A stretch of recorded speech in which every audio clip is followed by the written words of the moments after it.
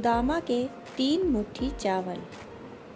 कहा जाता है अपने बाल सखा सुदामा से कृष्ण का इतना प्रेम है कि सिंहासन छोड़कर भी उनके लिए भागे आते हैं और 3 मुट्ठी चावल पाकर उन्हें त्रिलोक का वैभव दे डालते हैं। पर हमें लगता है कि 3 मुट्ठी चावल के लिए तीनों लोकों का साम्राज्य दे डालना जरा ज्यादा है, परंतु सुदामा के लिए 3 मुट्ठी चावल देना जितना कठिन था, कृष्ण के लिए 3 लोकों का साम्राज्य देना उतना कठिन नहीं है। उसका हमें ख्याल ही नहीं आता। सुदामा के पास 3 मुट्ठी चावल भी बहुत बड़ी बात थी, बहुत मुश्किल था। इस घटना में अगर किसी ने दान दिया है तो वह सुदामा ने दिया है। इसमें दान कृष्ण का नहीं है, लेकिन आम तौर से हमें यही दिखाई देता है कि दान कृष्ण ने दिया। सुदामा क्या लाए थे? 3 मुट्ठी चावल फटे कपड़े में बांधकर। परंतु हमें पता नहीं कि सुदामा कितनी दीनता में जी रहे थे। उनके लिए एक दाना भी जुटाना और लाना कितना कठिन था, और कृष्ण के लिए तो 3 लोक का साम्राज्य देना भी उतना कठिन नहीं था।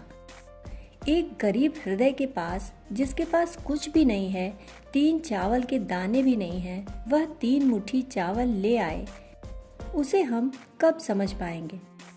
और यह बड़े ही मजे की बात है कि गरीब हमेशा मांगने जाता है, पर सुदामा देने गए थे। और जब गरीब देने जाता है तो उसकी अमीरी का कोई मुकाबला नहीं। सुदामा के पास क्या है जो वह देने को उत्सुक हो गए? और देने भी किसको गए हैं? कृष्ण को देने गए हैं, जिनके पास सब कुछ है। परंतु प्रेम यह नहीं देखता कि आपके पास कितना है। आपके पास कितना ही हो तो भी प्रेम देता है। प्रेम यह मान ही नहीं सकता कि आपके पास पर्याप्त है। इसे हमें थोड़ा समझना होगा। प्रेम तो देता ही चला जाता है। ऐसी कोई घड़ी नहीं आती जब वह कहे कि बस अब काफी दे चुके, बहुत कुछ है तुम्हारे पास, अब देने की कोई जरूरत न रही। कभी पर्याप्त होता ही नहीं।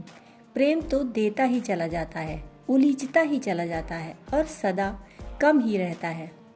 प्रेम सदा यह लेखा जोखा रखता है कि क्या मैं नहीं कर पाया। कृष्ण के पास क्या कमी है, फिर भी सुदामा देने को आतुर है। घर से चलते वक्त उनकी पत्नी ने तो कहा है कि कुछ मांग लेना, पर वह देने चले आए। और दूसरी भी बात है, बड़े संकोच से भरे हैं, अपनी पोटली को छिपा लिया है।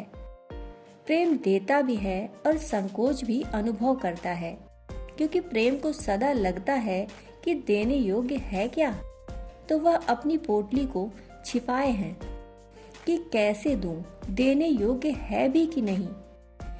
ऐसा नहीं है कि चावल है इसलिए। अगर हीरे भी लेकर सुदामा गए होते तो वह भी ऐसे ही छिपाते।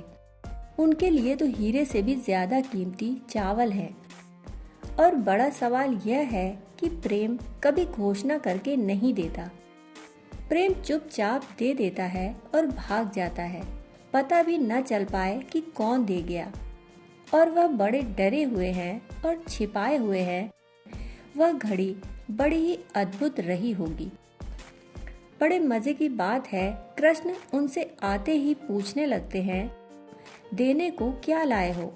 क्योंकि कृष्ण यह मान ही नहीं सकते कि प्रेम बिना देने के ख्याल के आ गया हो। प्रेम तो जब भी आता है तो देने ही आता है। सुदामा है कि छिपाए जा रहे हैं, और कृष्ण है कि खोजे चले जा रहे हैं कि क्या लाए हो। अब ऐसे कृष्ण को क्या कमी है कि सुदामा क्या लाएगा जिससे उनकी कोई बढ़त हो जाएगी। पर वे जानते हैं कि प्रेम जब भी आता है तो देने ही आता है, लेने नहीं आता। सुदामा जरूर कुछ लाए ही होंगे, उनसे जरूर छिपा रखा होगा। और फिर उन्होंने उनकी पोटली खोज बीन कर छीन ही ली। और फिर उस भरे दरबार में, जहाँ की खाली चावल कभी भी ना आए होंगे, वे उन चावलों को खाने लगे। यही प्रेम का मार्ग है। प्रेम अपने सब उपहार लुटाता चला जाता है और फिर भी उसे यही लगता है कि यह पर्याप्त नहीं है। और प्रेम जब ग्रहण करता है तो हर चीज बहुमूल्य है। दोस्तों, कहानी सुनने के लिए आपका बहुत बहुत आभार।